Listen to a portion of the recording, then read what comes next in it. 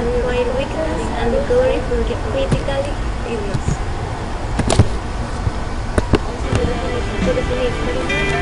The pituitary gland, protected deep within the middle of the head, is often referred to as the master gland of the body, since it regulates many activities of other endocrine glands.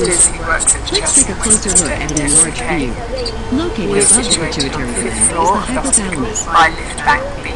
The hypothalamus decides which hormones the pituitary should release by sending either hormonal or electrical messages. Then explain who you are and who you've come to If the see. hypothalamus It releases can growth take a couple of hormone minutes for the releasing door to be hormone answered GH due to staff being the busy, pituitary so will please release be growth patient. hormone that would affect the body. Doors are electronic, so therefore cannot be pushed open.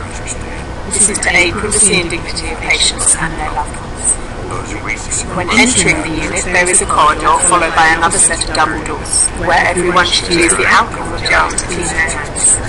Once through these doors, you are on the main unit, which consists of 10 intensive care rooms.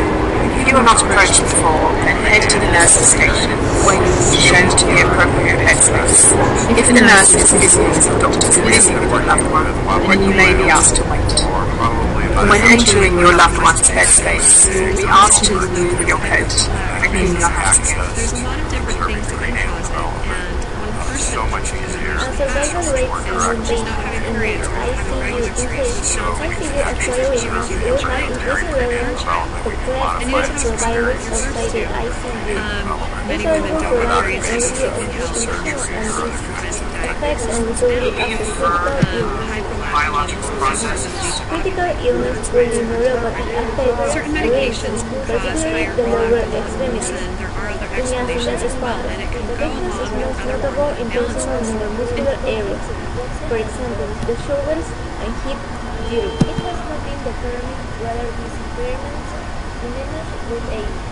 Specialists sought to determine Peripheral neuropathy is a common condition occurring when injury or disease damages your peripheral nervous system. Originating from your brain and spinal cord, peripheral nerves extend to your skin, muscle, and tissues. Your peripheral nervous system relays vital information between your body and the brain in the form of electrical impulses. Carbon dioxide, and pH. There are three types of peripheral nerves. Motor nerves regulate the movements of your body's skeletal muscles. Glossopharyngeal and vagus Sensory nerves transmit sensations such as heat, vibration, touch, and pain to the brain.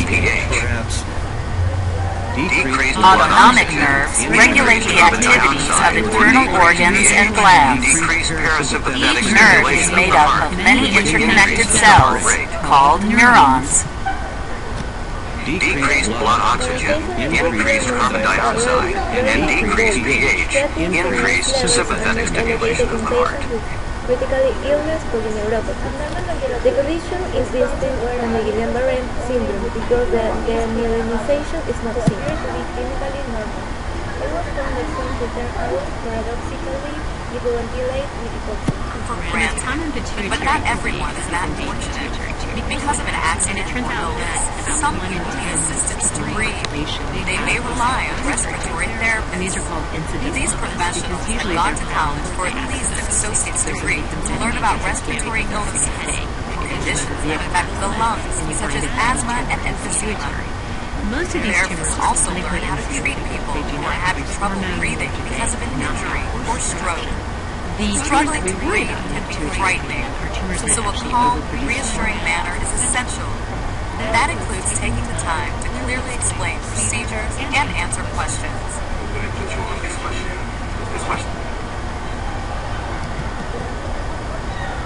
Other conditions that are generic to the ICU may adversely affect the peripheral nervous system. A catabolic state with skeletal muscle wasting is common and occurs rapidly in critically ill patients, particularly those with sepsis.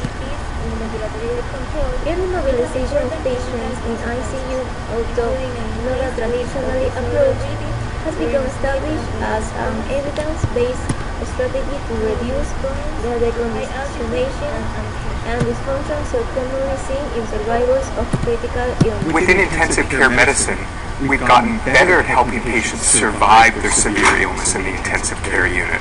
And as a result, we have a growing number of patients who are ICU survivors. As this patient population grows, we're beginning to understand the consequences these patients have when they go home.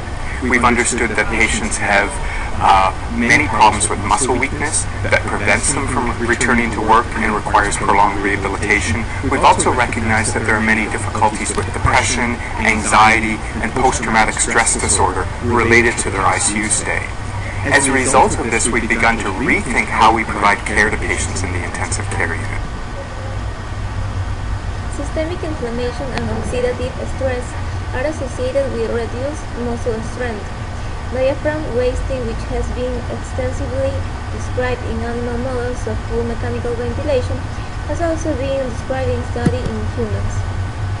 Muscle inactivity is a potent stimulus for protease activation, leading to muscle protein breakdown and activation of the ubiquitin proteasome pathway of proteolysis. Here's another great video discovered and brought to you by Nursing Shepherd.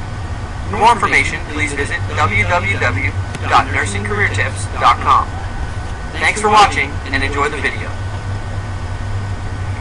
Big cough for me, okay, Marquis? Brad Scott There we go. enjoys taking care of people. Before I became a nurse, I was a paramedic. So I had 3 years experience as a paramedic on the ambulance before I ever went to nursing school.